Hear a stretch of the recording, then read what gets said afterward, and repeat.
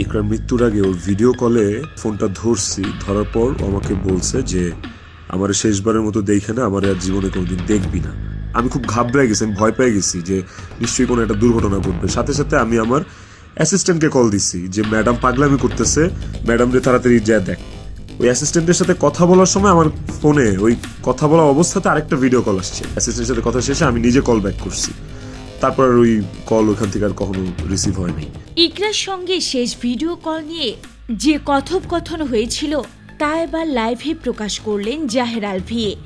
লাইভে এসে তিনি জানান, মৃত্যুর আগে শেষ ভিডিও কলে স্ত্রী আফরা ইবনাত খান ইকরা তাকে বলেছিলেন, শেষবারের মতো মুখটা দেখে নে, আর কোনোদিন এই মুখ দেখতে পাবি না।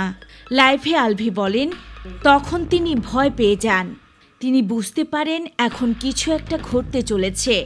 সঙ্গে সঙ্গে আলভি তার অ্যাসিস্ট্যান্টকে ফোন করেন এবং ম্যাডামের পাগলামির বিষয়ে জানান।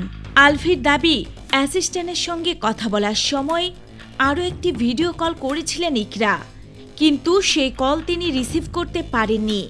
কান্নাজড়িত কণ্ঠে আলভি বলেন, আমি যদি জানতাম এটাই শেষ কল, আমি যদি বুঝতাম ও এমন কিছু করতে পারে, তাহলে কখনোই কল মিস করতাম না। এই মিসড কল এখন তার জীবনের সবচেয়ে বড় আক্ষেপ বলেও উল্লেখ করেন তিনি। লাইভে নিজের ভেঙে পড়া মানসিক অবস্থার কথাও জানান আলভি। তিনি বলেন, মানুষের চোখে অনেক কিছু সহজ মনে হলেও বাস্তবতা অনেক কঠিন। এদিকে পুরো ঘটনাটি ঘিরে সামাজিক যোগাযোগ মাধ্যমে শুরু হয়েছে তুমুল আলোচনা। তবে বিষয়টি অত্যন্ত সংবেদনশীল হয় যাচাই বাছাই ছাড়া মন্তব্য না করার আহ্বান জানিয়েছেন আলভি নিজে। মরহুমা স্ত্রীকে নিয়ে 28 মিনিট 44 সেকেন্ড ধরে লাইভ করেন আলভি। সেই লাইভে কত শত কথা বললেন আলভি। মুখে আবেগ দেখালেও চোখে এক ফোঁটা পানিও এলো না আলভির।